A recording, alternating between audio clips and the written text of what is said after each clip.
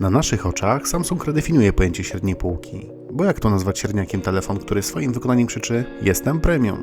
Poznajcie odświeżony model A3 2017.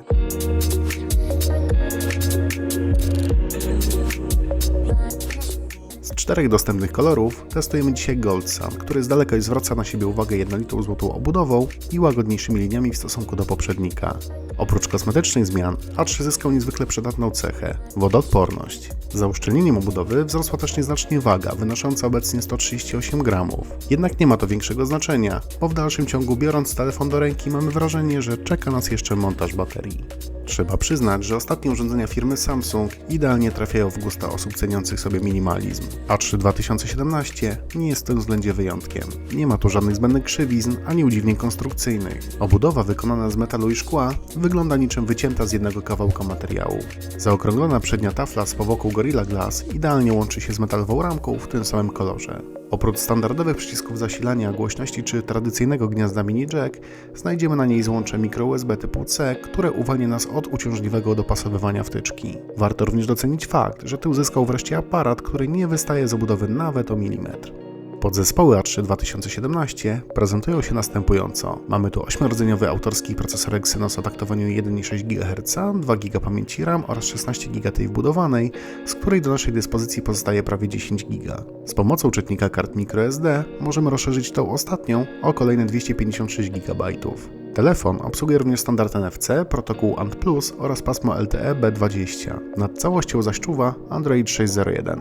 Mimo niezbyt imponującego wyniku ANTUTU, który wynosi blisko 43 000 punktów, całość w połączeniu z ekranem HD zachowuje się całkiem przyzwoicie. W grze World of Tanks Blitz na niskich ustawieniach uzyskamy średnio 40 klatek. W prostszych tytułach 3D jest już znacznie płynniej.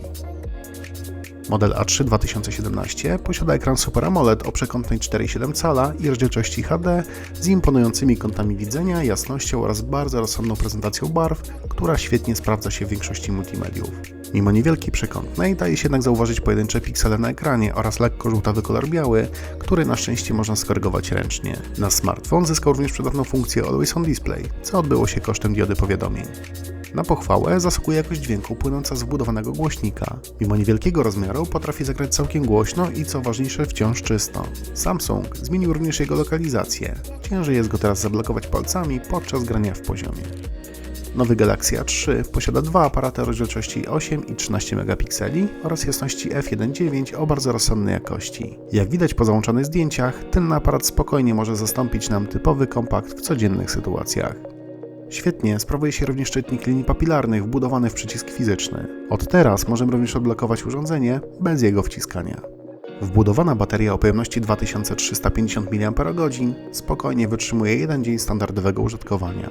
Nowy A3 2017 zdecydowanie zaskakuje pozytywnie. Nie zadowoli on wielbicieli ekranów Full HD i wyższych ze względu na wielkość widocznej plamki. Jednak pozostali użytkownicy docenią jakość wykonania i obsługi, którą zdecydowanie zaczerpnięto z modeli premium. Jedno jest pewne. Wszystkie elementy telefonu składają się na przemyślaną całość, która z pewnością zadowoli niejedne gusta. A jak Wam podoba się nowy model A3? Koniecznie zostawcie komentarz.